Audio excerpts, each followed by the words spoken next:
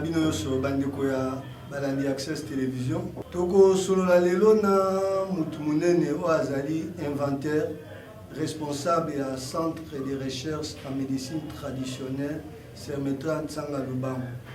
Pe liboso ya koyamba ye tolingaka tosala rappel na bandeko nyonso bana ya Congo boyebaki biso nyonso toali na responsabilité ya kotonga mboka oyo tokoki koassiste te lokola baspectateur totalaka bato misusu baza kodeside ebongo biso tovandi bakoimpose biso quoi que ce soit. Congolais nyonso na kwe ozali il faut bakozwa baresponsabilité na oyebaki mboka oyo ezali ya biso nyonso yo mpo ozali acteur ya développement ya mboka oyo okoki koassiste te comme un témoin que les gens prennent des décisions à ta place. Non, mboko eza ba député kaka te, mboko eza ba ministre te, mboko eza biso nyonso tosengeli koloba biso nyonso tosengeli kotonga mboka oyo na coin ozali na ba responsabilité na oza leader ya coin ozali na kati ya famille na tu es aussi leader osengeli o participer na reconstruction ya Congo osengeli o participer na éveil patriotique bana mboka to telema mboka ezokende mais tozoyeba te tozolala tokangi misu mais de l'autre côté on est en train de morceler notre pays mais biso tovandi kimia lelo o ba armée étrangère za na kati ya mboka lelo o ba makambo ezoleka nene na ndenge mais c'est comme si Congolais assez de notre trop na loisir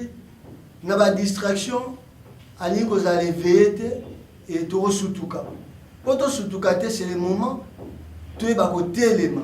C'est le moment où ça les veilles patriotiques. On va avoir l'émission la biso Congo totalement.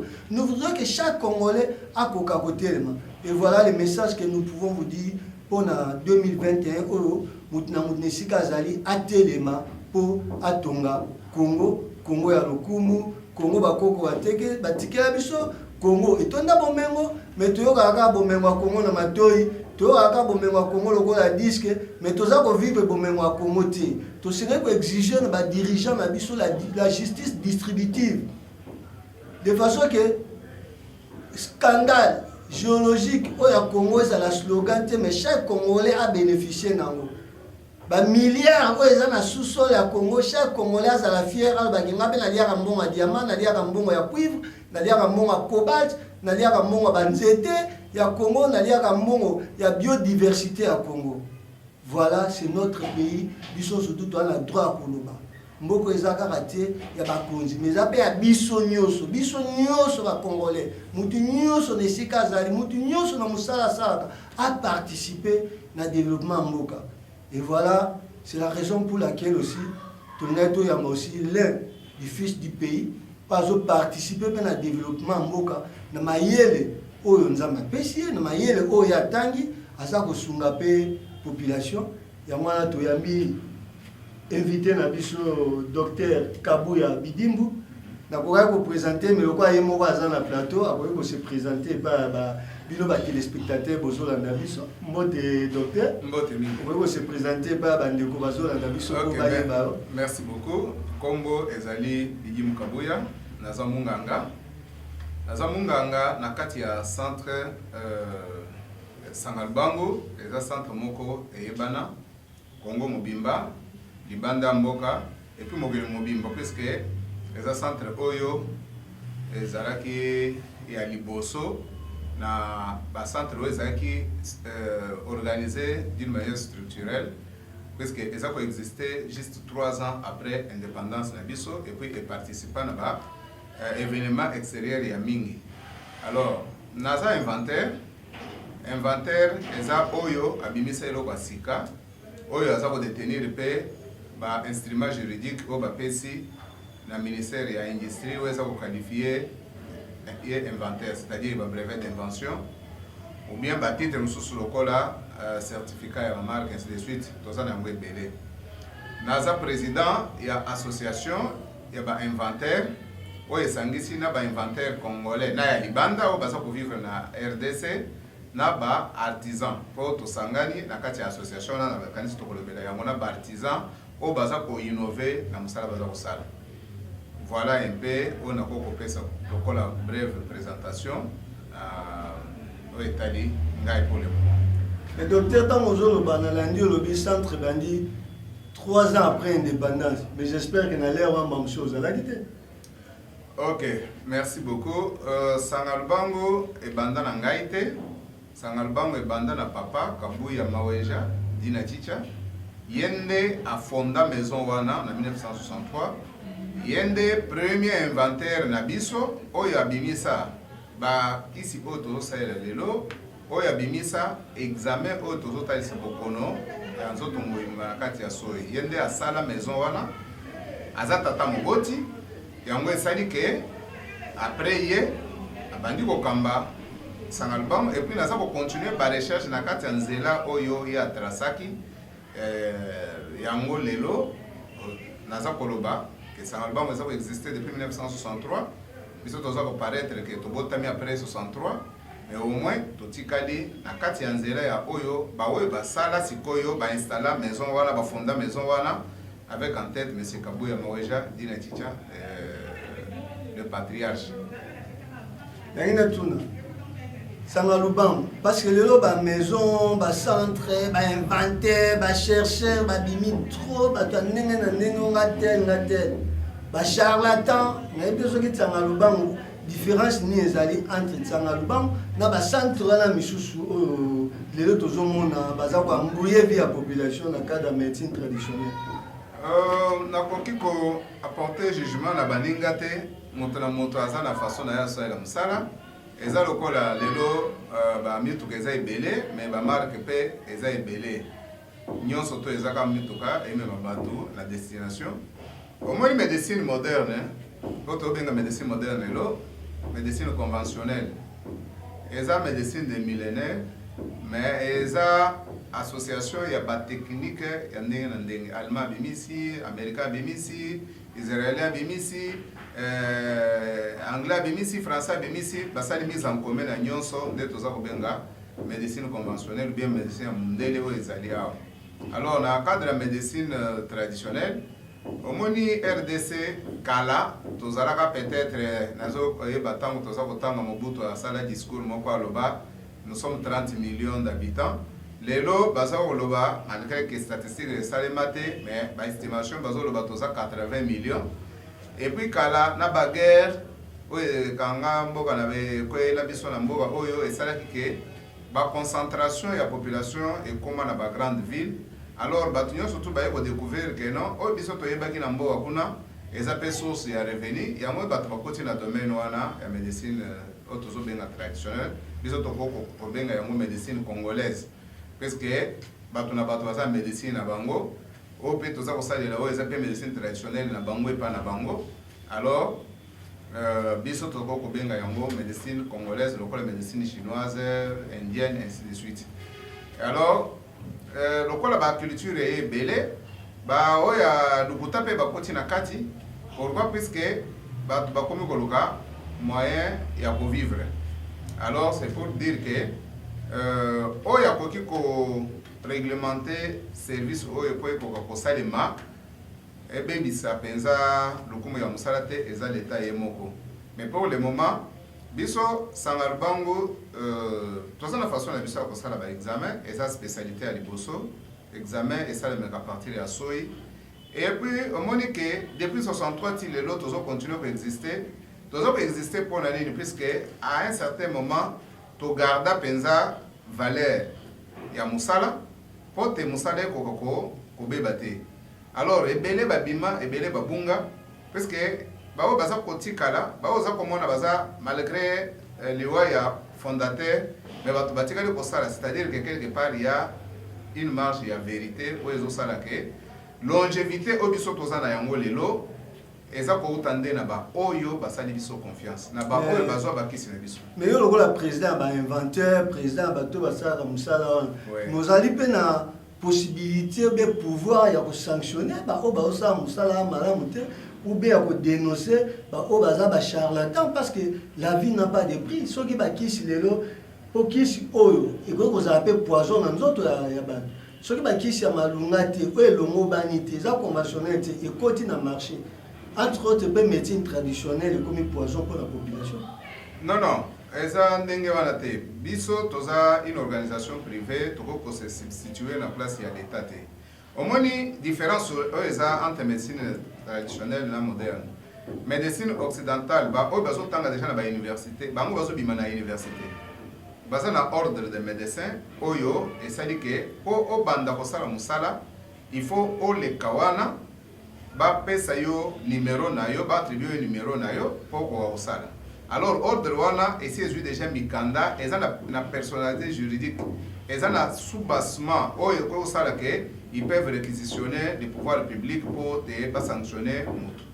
C'est la même chose na ba avocat, tous na ordre des avocats. C'est la même chose na ba médecin vétérinaire ba outil ko agréé organe na bango. C'est la même chose na ba pharmacien, ba architecte, ainsi de suite, ba oya maladie aminu, donc banani ba dentiste ba tout ko sala ordre na bango. Alors batwana ezana moyen ko contrôler bango du fait que bazo utana ba université et puis bazo landa norme o eza déjà tracé que non pour obanda ko exercer service wana il faut ozoa numéro d'ordre na yo pour obanda ko sala. Mais bon, bien on a musala na bien na association. Ah, des places na dinga usungezali. Na place na dinga la comment. Voilà. Contrairement à ça, médecine traditionnelle, les gens sortent de n'importe où. Omoni moto non na yo kola ki na koko na ngai na komi lelo tradi praticien ndenge baza kobenga biso. Alors l'état amekaki kotia ordre. C'est-à-dire quoi? L'État amekaki ko sala la loi oyo ekoki ko réglementer exercice ya médecine traditionnelle. Alors, ezalaki l'initiative ya l'État te, ezalaki initiative ya OMS. Alors, ebandaka depuis ba État africain et programmaka nani décennie ya médecine traditionnelle oyo kendaka de 2000 jusqu'à 2010. Yango nde ba décrétaka journée ya 31 août journée réservée à la médecine traditionnelle africaine. Bamboka nyonso tu ya Afrique basi bakoma déjà na ba loi oyo ekoki ko réglementer exercice ya médecine traditionnelle sauf la RDC. Mais ça pour la bino pour ba tradi praticien ba inventaire non vous proposant na parlement loi te. Biso to ko proposer te. Loi et si to sala étude, c'est-à-dire quoi ouais mais ça memi ba draft donc ba base hein. Basangisa batu ya ba domaine nyonso ba médecin bazalaki ba pharmacien bazalaki ba magistrat bazalaki ba avocat batu bazalaki belé to sala ba to corriger to bandanga nazaki parmi ba groupe ya ba oyo basaka médecine traditionnelle oyo ba kokaki pozala na kati to bandi na OMS to longwe kuna to yoko silisa musala wana na 2005 na centre de transfusion sanguine ngana za ko diriger commission ya éthique et déontologie. Alors to silisi musala nyonso na mesure d'application ezali. Depuis 2005, c'est quoi? Et continue le ministère de la Santé. Le ministre de la Santé a comme un parlement pour voter, batinda yango c'est quoi pas président de la République pour promulguer yango. Mais ça est-ce qu'on la bonne banda dossier et ça fait déjà 15 ans. Et ça dossier moko ba vendre yango. 15 ans ba ministre ba légal. Ba ministre wana bango nyonso. Dans au sala nyonso, on a fait tout. On a écrit des mémos, on a fait des conférences de presse, on a secoué de 2005 et finalement on a compris que c'est un arrangement.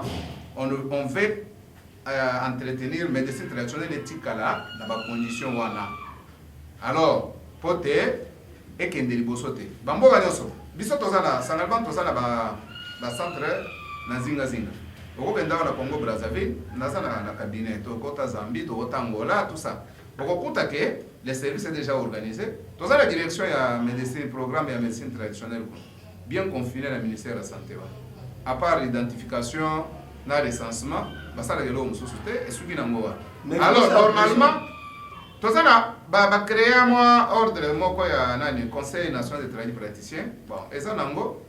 Mais pour ordre wana ezwa pensa valeur il faut loi et ezala voter. Alors c'est un arrangement oui salemi ke et bloquer médecine traditionnelle.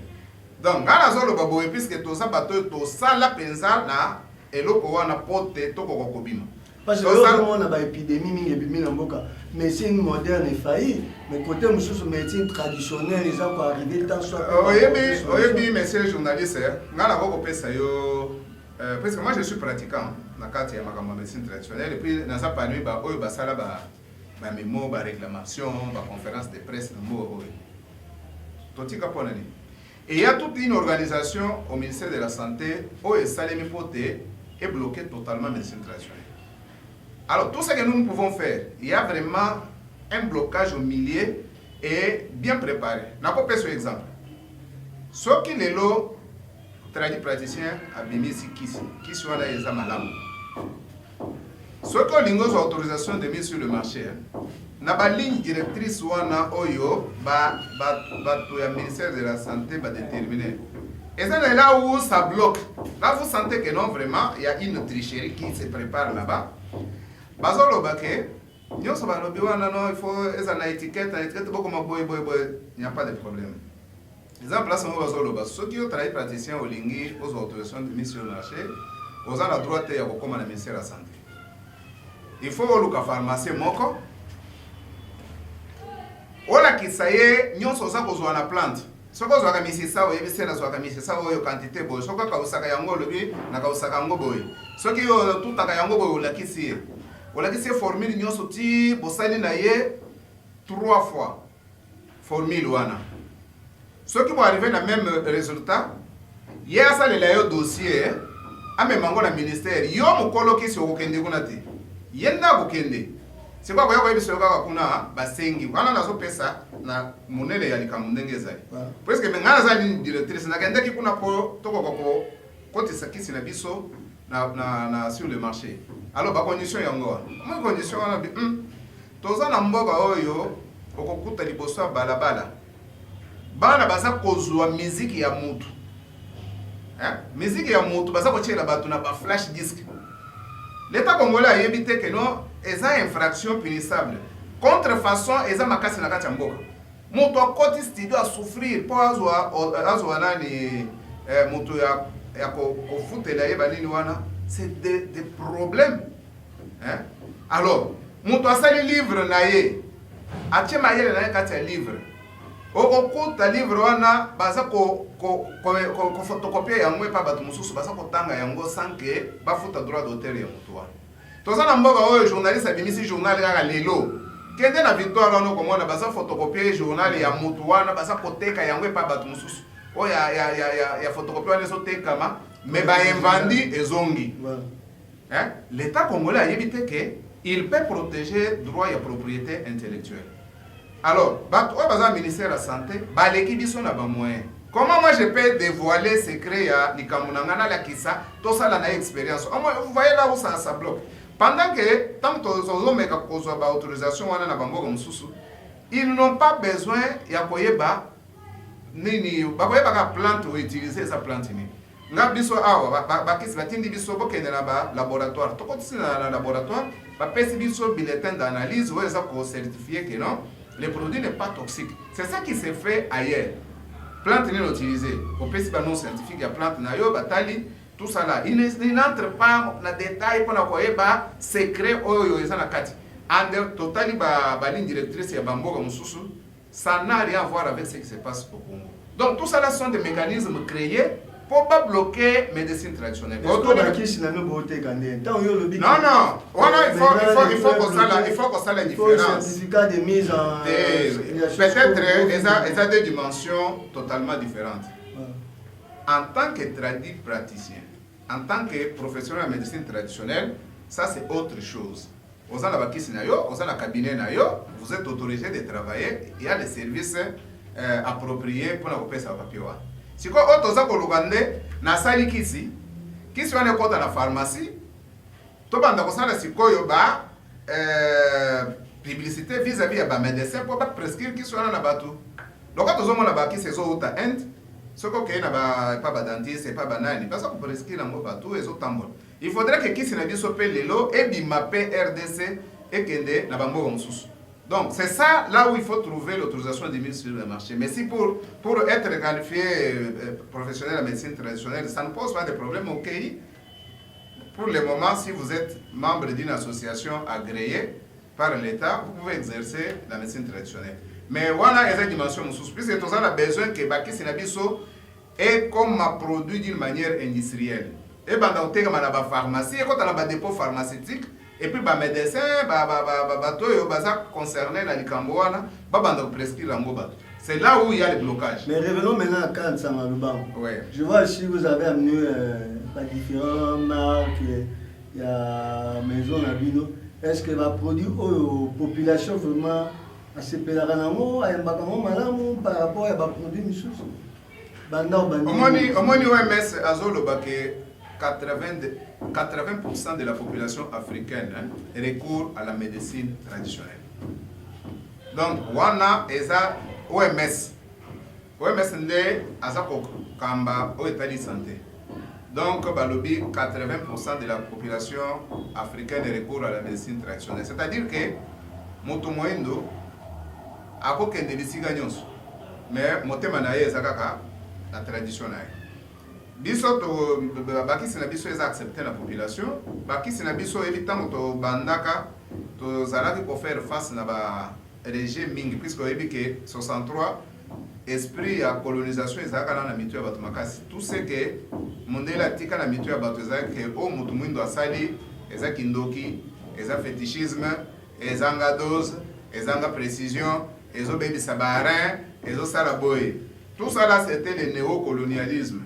Puisque ceux qui n'ont pas parti à Rhin, ndenge balobi que non, qui si wana ya ba tradi praticien bebisa ka barin. Na ko retourner aux questions, yo za journaliste ya investigation. Entre Afrique et Europe na États-Unis, maladie ya rein ezalaka mingi wapi? Okokuta eza mingi na poto eza mingi na États-Unis. Sikoyo ba melaki sina biso po babelaka ba rein wana. Donc c'est ça le problème. Donc ba melaka ki sina bango ya monde baza problème ba rein wana. Ba maladie mususu ya makasi oyo tokomi komona ngo kaka ba mikolo oyo. Biso tozaki koyeba te ba miyom ndenge bakomo bimisa ba misuni minene na mabumu basi. Ma prostate komi ko tungisa na bana mike omoni penza mwana ya 20 ans 22 ans aza ko bela prostate to komi la ba diabétique bana mike omoni mwana 14 ans aza déjà diabétique. Alors c'est pour vous dire que ba négativité nyonso to ba kwesela batu mwindo ezaka quand même esprit omona ata na ba livre tant toza kokola Satan zalaka kaka mutu moko ya mwindo na mukila. Donc ça représentait les noirs. Donc tout ça là, c'est une parenthèse pour la question que biso depuis la 63 par rapport à tozala ko sala face na religion nyonso wana to bunda makasi to bunda d'une autre manière, c'est-à-dire quoi tango bato bazali ko yepa na biso soko monique po biloko nyonso to utiliser kana ba kiso zo pesa ezande biloko la plupart biloko to liaka. Effectivement, mais dans le monde la société missus peut ba centre missus ba laboratoire de recherche étranger missus comme awa ba ça la paix par ba plante ba ni mais neni bato bazondima wana mingi parce que uti mboka bapaya mais baza kondima o ya biso awati yango bino ce que bato bozo sala makambo a démarche ni mosa c'est comme si y a une complicité dans l'état mais bino faut pas dénoncer parce que tout le monde tout le monde baki c'est ba chinois et awa o laboratoire tout le monde ba indien et awa tout le monde ba philippin ba ela baki na ba santé prospérité ba bilo musuku ba escroca ba mbongo car tout le monde baki ça ba l'ouest verra bani. C'est presque quand on bien sur tout ça. Bon, on a passé beaucoup d'étapes très difficiles.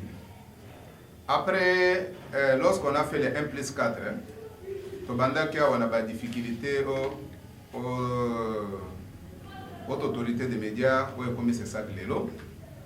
L'interdiction est belle contre la médecine traditionnelle. On ne peut pas faire la publicité pour les maisons de soins. On ne peut pas faire de publicité sur les médicaments, on ne peut pas faire... Bakanga biso, même privation totale et à parole. Ceux qui ont la médecine traditionnelle, ok, les médias m'ont dit sauter, bien on va traduire praticien, bah boy, c'est ça que le boy. Mais tant que si moi bimawa ya malaria, basa la publicité ya makasi ti na ba chaîne nyonso na wa ya l'état. Basa la publicité ya makasi, banzengo 30 minutes ba nini. C'est ça qu'Azaka Kawana. Toyoka te décision ya c'est ça que non, to boyi publicité ya kisi na boy ko cité Congo mais ba surtout ba yebi wa kolanda nini. Hôpital mo ya munene makasi ya mboka ya ville ya Kinshasa. ebetaka bapublicité ya makasi ya tiu tête kota na lingala facile nyonso komona yango. Mais c'est ça kazalaka awa. Pourquoi baboya te? Pourquoi baboya te ke non? Wana eza hôpital esa la publicité te, wana eza kisi basa la publicité te. Mais biso soko l'équipe on ne veut plus de ces histoires là de tradipraticiens. Des tradipraticiens basa balani, font ceci, font cela. Mais pas wana basa la publicité wana. Pourquoi vous n'avez pas interdit? Totekala comme mona mukandate que non, les lobes pekisi publicité ya kisi wana. Kisi moko ya malaria, ça la publicité ya makasi. Alors, biso ba kisi na biso eza ndenge na zaya kologa. Voilà les équipes parenthèses pour la kolakisa combien ba étape lelo c'est ça grâce à biso sur problème te. Batiki biso batu nyonso to bakomi koloba makambo na bango parce que moto na moto aza responsable ya conséquence ya acte azo posé. Mais ba kisi na bino na monia support bandi ko kende vers la fin émission na biso ceux qui bato balingi oye banza na bango aza la spécialité na ezanini parce que na moni les médicaments les produits sont bien présentés comme si mais nous surtout ça là bon to za ko bunda pe puisque moni mboka na biso efongoli ba porte ba tebele ba koti. Alors difficulté tozaki na ngoli boso ezalaki nde ya kozwa ba emballage. Alors to komi ko bunda sikoyo malgré tout ce qu'il y a comme difficulté et comme na kokota kaka na marché pour kokota nous sommes en train de nous battre pour te bakisi oyo eko kosungu. Oyo eza tisane oyo eza anti malaria. Les anti-malaria pour moni toza na mboka moko malaria ezotungisa makasi. Alors tisano toza kosalela kaka bato soki moto aye epa na biso tosaleli yango almeli tout ça yoki na bien akesa na munaye. Alors pour le moment to moni ke bato nyonso tu baza na temps wana te kelo balongwa baya kaka epa na biso moto akoko ya kaka asombi kisi na ye ake tosali yango sikoyo lokola ti kaka ndenge bati ezalaka. Donc tosali yango ezape na moi bien emballé obimisi okotisi na yo na nani na kopo ochema ya moto ozeli au moins 7 à 10 minutes omeli yango na température ya thé donc ya ti donc osali yango yo moko ose soigner na ndako donc eza ndenge eza boye eza pona malaria na ba effet nango nyonso ezala mutu pasi ezala ndenge malili eza mutu aza kolenga ezala bakingo ezokangama osaleli yo moko tizana yo na ndako parce que liboso za kosala yango ya mai donc bato baye basombi sur place tomoni ke ya mai des fois péremption eza rapide alors tosali sikoyo yo moko oye osombi omisaleli na ndako ezaka ndenge bomonaka bati nyonso wana dans 5-10 minutes ozana na résultat omeli eza ata femme enceinte akoko mela ata mwana muke akoko mela eza to déterminer déjà ba quantité oyo ezokoka pona mutu nyonso. Alors oyo eza kisi ya maladie ya vitiligo. Vitiligo eza maladie moko oyo bato ebele bayebi te. Vitiligo eza maladie oyo bomonaka bato mosusu poso ezokoma pembe. Donc moi pensa mutu on dirait azika. Liboso bato baza kokanisa ke non eza maladie moko ya kindoki babwakeli mutu te ezaka kindoki te ezaka nde selile ya nzoto soki eza koreproduire lisusu mélanine te nde poso wana ezokoma pembe. Yango tobimisi yango oyo eza bacomprimé donc eza boye eza bacomprimé toyebi déjà dose ke non mokolo azozwaka 4 comprimé na tongo 4 comprimé na pokwa eza koinciter reproduction ya mélanine. Donc mélanine eza matière oyo ezosala ke mutu mwindo azala mwindo mundele azala mundele. Alors yango eza wana eza comprimé et puis eza pe na lotion nango po oyebi ke bato mosusu bazalaka déjà pembe déjà ekomi makasi soki azomela bacomprimé oyo eza koinciter reproduction ya mélanine na kati ya nzoto oyo eza ya kopakola sikoyo place esi ekomi déjà pembe kiso pe exporter nango toza koexporte biso toparticipaka na bafoire internationale ebele surtout en Afrique tokendaka na Siao na Burkina Faso tokendaka na Promote na Cameroun eza basalon tokendaka na foire ya Ndola tobimaka mpe libanda mboka ata na Congo bozo ko organiser ba foire te biso toko organiser te peut-être association na biso nde koki ko organiser mais progressivement tozala na cadre ya association na biso ya ba inventaire tokopesa communiquer pe na sima po toza ko préparer salon wana nde association ya ba inventaire on aza président nde toza ko préparer salon ya monene yomoni makama ba coronavirus oyo nde esali que normalement il fallait ezala na février awa mais tokotala nanu à quel moment l'état a autorisé rassemblement ya bato po ba salon ndenge tokosalela ngo il faut to bimisa penza ba chercheur ba inventaire nyonso tout bazana ville à Kinshasa bazana RDC ba ya ba exposer ba produit na ba. Mais président de la République a aussi koyamba ba force vive. Est-ce que bino association na bino bokende ki andaki bino la consultation? Bon, au moins une consultation à président de la République za eleki nango biso tokomela pe président ba lebele ba memo na biso eza ebele wana ndenge pe président autu kosenga batu awa na discours na ye ya ba ve alobi aza kosenga na congolais nyonso a capitaliser ba opportunité économique et sociale ya présidence ya mboka na biso na Union africaine. Alors to sali pe ba proposition to tindeli pona omoni pona ko solo la na président ezaka kana concertation te mais ata ko komela ye to komi to pesi pe ba réflexion na biso na kanisi memorandum na biso peut-être essayer comme déjà na maboko ya panel oyo ya ba expert pote to la kisabango c'est que ba inventaire congolais baza kozela na présidence ya RDC puisque président de la République amutu mais amemi mboka mobimba oyo aza ko diriger Union africaine ezande Congo démocratique ndeza ko diriger alors lokola ye asengi ke to capitaliser opportunité wana yango nde biso na cadre ya association ya inventaire eza pe lokomo ba inventaire nyonso tout baza na ville ya Kinshasa o balingi sangana na biso problème eza nango te pour l'association na biso adhésion pour le moment eza libre et gratuite. Alors le groupe ezali déjà wana de to sali ba réflexion to pesi to tindeli pe panel ya ba expert pour te na domaine ya ba invention c'est que biso pe tozo zela na mokonzi mboka. Alors ndenge tozalaki ko présenter ba kisi oyo eza kisi ya Tchadan eza kisi ya maladie ya munoko. Donc na kisi oyo différence na ba kisi mususu eza ko exister ezali yango ezo soigner tout ce qui a comme maladie bucco-dentaire maladie nyonso tout ya munoko parce que moni ba mususu eza bon lino esali passe ba kelongola lino lobi ceux qui eza gencive donc eza misule 6000 ba kopesa nini ba pesa ka ba antibiotique ordinaire o mela antibiotique tel que nous sommes boé o ba pesa ka pona ba pota pona boé bon soit ce qui est comme compliqué il faut ba ça la chirurgie on les a benza na ba difficulté mingi.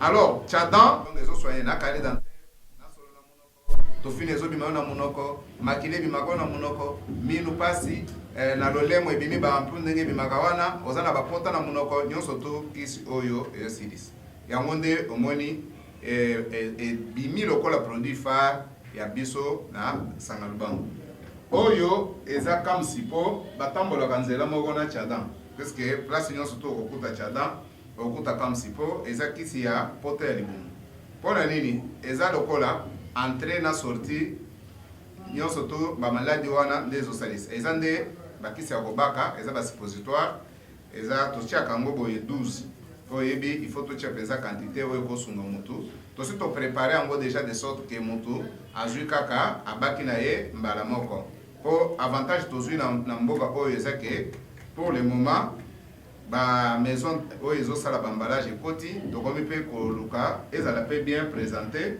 mais toza ko remercier population puisque bango bakroire na biso jusque lelo bazo continuer kokroire pourquoi puisque bakisi na biso ezosalisa bango en dehors ya ba autonomie awa lokola modèle toza na bakisi ebele mpona bamaladi ebele donc problème ya bainfection sexuellement transmissible ta eseli bambula combien tozosalisa yango po toza na baexpérience depuis 63 ti lelo o comprendre que tosalisa déjà bato na ndenge tozosalisa problème ya kobota ezala epai ya mibali ezala epai ya basi wana toza koprécise mpo bato ebele bakanisaka soki na libota bato baza kobota te mwasi nde aza na problème oretrouve moto akomi na basi 4 basi 5 akontinue koluka mwasi oyo azobota et pourtant mibali mosusu oyo bazalaka stérile bazali.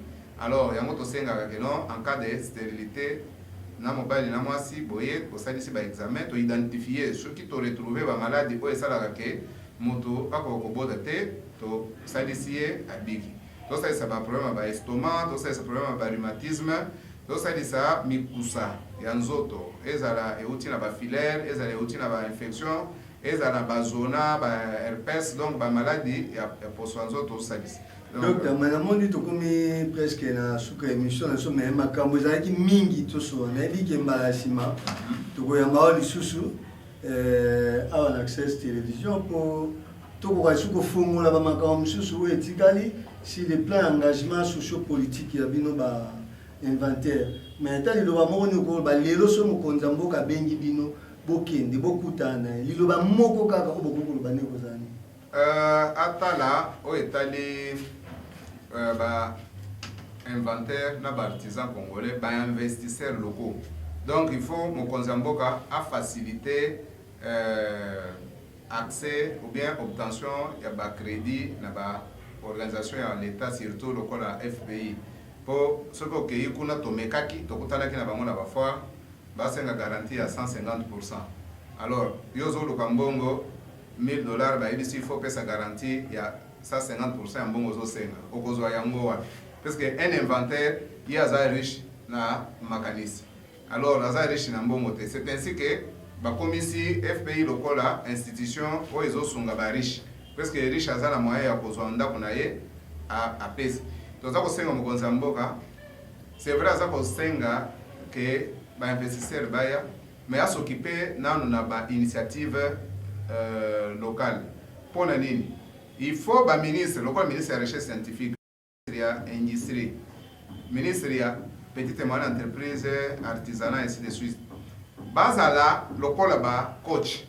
Omoni coach soki bapesi ye keno a gérer léopard yende aza koidentifier ba joueur ya bozo asala ba investigation na ye à partir de ba service na ye alobi joueur tel abetaka bien faut tozwa ye mpona kozwa résultat. Ministre ya industrie akokipe koloba non awa tolingi tosala boye po industrie locale et se développer tosali salon to profiter na foire na ministère ya commerce to organiser foire moko boye to identifier ba meilleures inventions auto cofinancer par l'initiative ya na bango moko. Okomona ke makambo otambola toko classe moyenne bazoluka wana ezali awa na mitu ya bato ba inventaire basé belé bakufi awa toza ko se contenter kaka na mike ba client bazo ya bazo service confiance. Mais mboka il faut ba banda ko se comporter lokola ba coach, il faut ba identifier ba talent dans tous les domaines. Alors na ko etali ngai parce que na pesi banani numéro na biso ndenge boko afficher ngo na ba ya écran tozana na biso pona bakisi oyo ezana ba point de vente na biso tozana Rompengaba avenue Kivuvu croisement na bypass, c'est-à-dire aux Rompengaba au Kitarme du Salut avant triangle ya campus tozana à gauche, donc pratiquement 200 mètres na triangle à campus tozana à gauche avenue Kivuvu numéro 20, donc croisement na bypass tozana na bypass mais croisement na avenue Kivuvu. Alors ce que vous avez côté armée du Salut au triangle ya campus otali na droite à 200 mètres tozawana na ipene tozana avenue Marine numéro 19 bis. Avenue Marine yebani ipene mobimba soki ozaka na ale tuni ata bato ya moto avenue Marine eza bakolakisa eza musika te numéro 19 bis toza pe na pompage na nzelo ezokende Don Bosco, donc avant révérend Kim juste à 30 mètres na révérend Kim toza na droite toza wana bakisi nyonso oyo koki kozwa yango wana ezala ya malaria ezala ya vitiligo ezala ya mino ezala ya hémorroïde. Soki olingi sikosalisa ba examen na yo oya kozwa ba traitement ndenge esengeli toza na boulevard Sendwe numéro 18 na kati ya complexe scolaire Kantu, donc 3e porte. En cas de difficulté obengi na numéro eza 084 054 61 71 084 054 61 71 wana obengi biso référence ya monene eza Pongabi ozana Pongabi au mati avant koma donc l'équipe premier croisement deuxième okomona école moko eza wana école Kantu soki ozouta Tchangu ou bien ozouta Lemba côté kuna oleki église Asoni opusani croisement ya liboso ya mibale toza en face na kati ya complexe scolaire Kantu. Numéro de téléphone ndenge tolobaki 084 054 61 71 084 054 61 71. Voilà, bandeko balandi Access Télévision. Kasi bo sepeli mingi bo utukolanda Docteur Kabuya Bidimbu oazali mokambi ya centre de recherche en médecine traditionnelle Semeta Tsangalubam. Moni ke na mboko Congo batamayele ba mingi. Congo ba inventaire baza, Congo ba chercheur baza. Et puis tout se contacter ka tena makambo e utabali banda no e utipoto utiabi ya monde malamte. To pe sa confiance na bana mboko. Car coronavirus et ya massacré salimi mais bakisi mingi utipoto il faillit mais bandeko ba congolais ba trouvaki bakisi ba bonde mena kuma bito capable de kopesa kisu ebikisa coronavirus mais toli kopesa confiance na bana mboka te. Pourquoi ne moi kaka to pesa confiance na ba milieu to za ko enrichir ba moi faut pas to enrichir ba chercheur na biso to biso bana mboka to pesi confiance na bana mboka to komi ko consommer congolais. Je pense que mboko Congo ko za mboka te. Par contre, nous tambula partout dans le monde, il y a des investisseurs. Les premiers investisseurs sont les Congolais. FPI faut payer ça, inventer les Congolais. Pour me assouplir, léger les conditions pour payer ça, financement. Et ça quand même accessible. Les Congolais sont capables de apporter sa pierre de contribution pour Mboka qui est de Liboso. Tout comme tout fait développement Mboka Biso, on a des conditions pour enrichir les riches deviennent de plus en plus riches. Je crois que le président de la République a un milliardaire, un millionnaire au Congo. Je pense que vous avez soutenir les investisseurs, soutenir les inventaires, soutenir les mécaniciens pour fructifier Mbongo au Congo. Je pense que le Congo est le Congo est pour se contacter, soutenir les miettes occidentaux, les Sarabis, et puis il y a des conditions, et puis il y a main d'œuvre, et puis et à la fin de compte, pendant plusieurs années, il y a un corps de cou, il faut imposer les dirigeants les règles déjà pour l'année, mais je pense que cette confiance, ce n'est pas les Congolais, mais cette confiance, et pas nous allons relever les défis, nous allons relever ces pays, nous allons construire ces pays. Et voilà les veilles patriotiques. Au biso to loba na Congo to telema Congolais so to telema to tonga mboka na biso. Vraiment merci bozaki mingi ya kolanda biso. To pesi no merci ne pas ignorer boza kolanda biso dans les 4 coins du monde bolanda ke mission na biso Congo to telema.